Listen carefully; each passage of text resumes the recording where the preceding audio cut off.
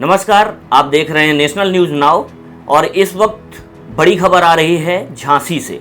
उत्तर प्रदेश के झांसी के पास में एनकाउंटर किया गया है अतीक अहमद के बेटे असद अहमद और जो मुख्य शूटर था उमेश पाल हत्याकांड का गुलाम, उसका जो है एनकाउंटर किया गया है। यूपी एसटीएफ ने इन दोनों को ढेर कर दिया है। इन दोनों पर 5-5 लाख रुपए का इनाम था। जिस तरीके से हत्याकांड को वारदात को अंजाम देने के बाद ये दोनों फरार चल रहे थे और इन पर जो पुलिस है, उत्तर प्रदेश पुलिस ने 5-5 लाख रुपए का इनाम घोषित किया था। आपको मैं अभी बताना चाहूँगा कि आज ही जो अतीक अहमद है उसको साबरमती जेल यानी कि गुजरात से ला करके प्रयागराज में कल लाया गया है और आज उनकी पेशी है। और इस एनकाउंटर के बाद से ये भी जानकारी मिल रही है कि अतीक अहमद कोर्ट रूम में रोने लगा। हालांकि जिस तरीके से कल देखा गया कि कल भी मीडिया के सामने आकर के उसने साफ तौर पर कहा था कि अब हम मिट्टी में मिल चुके हैं और हमारे परिवार को, हमारे बच्चों को परेशान किया जा रहा है। लेकिन योगी आदित्यनाथ का जो साफ तौर पर संदेश था कि ऐसे माफियाओं को मिट्टी में मिला दिया जाएगा और आखिरकार फाइनली जो उमेश पाल हत्याकांड के जो आरोपी थे उनको मिट्टी में मिला दिया गया। बताया जाता है कि जो अतीक है और गुलाम जो मुख्य शूटर था उमेश पाल हत्याकांड का, इन दोनों ने एसटीएफ टीम पर फायरिंग की। उनको जिंदा पकड़ने की कोशिश थी पुलिस की, लेकिन दोनों ने पुलिस पर जब फायरिंग की तो फायरिंग में जवाबी कार्रवाई में दोनों को पुलिस ने, एसटीएफ ने ढेर कर दिया। तो ऐसे में उत्तर प्रदेश में जिस तरीके से एनकाउंटर का ये दौर जारी है और ऐसे माफियाओं के खात्मे का जो दौर जारी है, मुख्यमंत्री योगी आदित्यनाथ के संदेश से साफ समझ में आ रहा था कि आखिरकार जो उमेश पाल हत्याकांड के जो आरोपी हैं, जिन्होंने इस घटना को अंजाम दिया है, वो कब तक बच पाएंगे। और इस बात का अंदेशा अतीक अहमद को भी पहले ही हो चुका था। शायद यही वजह है कि मीडिया के सामने आकर के अतीक अहमद भी गिड़गिड़ा रहा था कि उनको मिट्टी में पहले ही मिलाया जा चुका है, अब उनके बच्चों को और उनके परिवार को बख्श दिया जाए। सरकार से गुजारिश करते हुए साफ तौर पर नजर आया था अतीक अहमद। लेकिन महज 24 घंटे का वक्त ही बीता है और अब जो है दोनों, जो अतीक अहमद का बेटा है असद अहमद और गुलाम जो मुख्य शूटर है, उसका एनकाउंटर कर दिया गया है।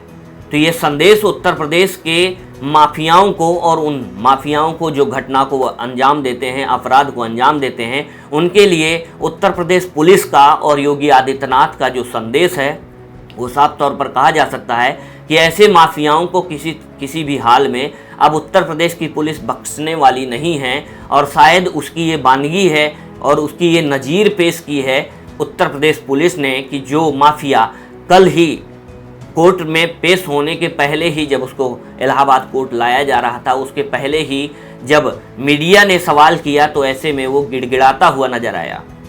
तो ये कहा जा सकता है कि कहीं ना कहीं माफियाओं में जिस तरीके से प्रदेश सरकार कहती है कि या तो माफिया प्रदेश छोड़कर भाग जाएं या फिर उनको मिट्टी में मिला दिया जाएगा, और साफ तौर पर भरे विधानसभा में जिस तरीके से सदन में योगी आदित्यनाथ ने अखिलेश यादव को जवाब देते हुए कहा था कि इन माफियाओं को संरक्षण कहीं ना कहीं समाजवादी पार्टी के द्वारा दिया गया था, और साफ तौर पर योगी आदित्यनाथ ने संदेश दिया था कि ऐसे माफियाओं को मिट्टी में मिला दिया जाएगा। मिट्टी में मिला देंगे, सरकार को मिट्टी में मिलाने का काम करेंगे। अपराधी आप लोग हैं, अपराधी दूर कर। और फाइनली जो उमेश पाल हत्याकांड के जो आरोपी हैं उनको पुलिस ने मिट्टी में मिला दिया।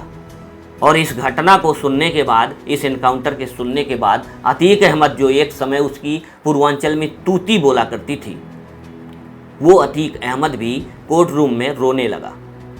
तो ऐसे में ये समझा जा सकता है कि उत्तर प्रदेश पुलिस आम लोगों की सुरक्षा में किस तरीके से सजग है और ऐसी घटनाओं को, वारदात को अंजाम देने वाले लोगों को किसी भी हाल में बख्शने के मूड में नहीं है। और योगी आदित्यनाथ के संदेश का सीधा सा असर उत्तर प्रदेश पुलिस में देखा जा सकता है कि एनकाउंटर्स पे एनकाउंटर्स लगातार जारी हैं और ये एनकाउंटर्स की जो लिस्ट है लगातार बढ़ रही है और ऐसे ही अपराधियों को उनको उनके अंजाम तक पहुंचाया जा रहा है। इसके पहले भी देखा गया जिस तरीके से बिकरू कांड हुआ था कानपुर का, उसमें जो विकास दुबे था जिसने 8 पुलिस वालों की हत्या की थी, उस विकास दुबे को भी मिट्टी में मिला दिया गया था। हालांकि उसमें तमाम तरीके के सवाल खड़े हुए कि क्या वाकई में विकास दुबे की गाड़ी पलटी थी या पलटाई गई थी। ये महज सवाल बनकर रह गया। लेकिन फाइनली जो उत्तर प्रदेश पुलिस के 8 जवानों की हत्या का आरोपी था, उसको और उसके तमाम उन सहयोगियों को, उनके तमाम शूटरों को भी कहीं न कहीं मिट्टी में मिला दिया गया था। और ऐसा ही उमेश पाल हत्याकांड, जो कि राजू पाल हत्याकांड, जो कि विधायक थे, उनके हत्या का मुख्य गवाह थे उमेश पाल, उनकी हत्या और 2 पुलिसकर्मियों की हत्या कर दी गई थी। उसमें असद खान साफ तौर पर कहीं न कहीं गाड़ी में उसकी जानकारी के लिए भेजा गया था, लेकिन वो अपना आपा खो गया और उसने भी बाहर निकलकर गाड़ी से फायरिंग की। और जो गुलाम था, वो मुख्य शूटर था, वो भी साफ तौर पर सीसीटीवी में फायरिंग करते हुए कैद हुआ था। उसी बिहाफ पर कहीं न कहीं इन दोनों को पुलिस ने टारगेट किया और दोनों को इस पूरे हत्याकांड में आरोपी बनाया था। 5-5 लाख रुपए का इनाम रखा गया था और इस इनाम के बाद लगातार ये दोनों फरार चल रहे थे। इनके घरों की तमाम जो है कुर्की की गई, पुलिस के द्वारा तमाम तरीके की कोशिशें की गई उसको जिंदा पकड़ने की। और ये बयान भी पुलिस ने जारी किया है कि उसको जिंदा पकड़ने की कोशिश थी, लेकिन इन दोनों ने, असद अहमद और शूटर गुलाम ने पुलिस पर फायरिंग की और फायरिंग में उसके बाद जब जवाबी कार्रवाई की एसटीएफ ने, उसमें ये दोनों ढेर हो गए। अभी डिप्टी सीएम केशव मौर्य का भी बयान आया। उन्होंने भी साफ तौर पर कहा कि जो संदेश दिया गया था मिट्टी में मिलाने का, वो कहीं ना कहीं साफ तौर पर ये देखा जा सकता है। और इसी के साथ डिप्टी सीएम ने साफ कहा कि शुभकामनाएं दी हैं उत्तर प्रदेश पुलिस को, एसटीएफ को इस पूरे इनकाउंटर के लिए।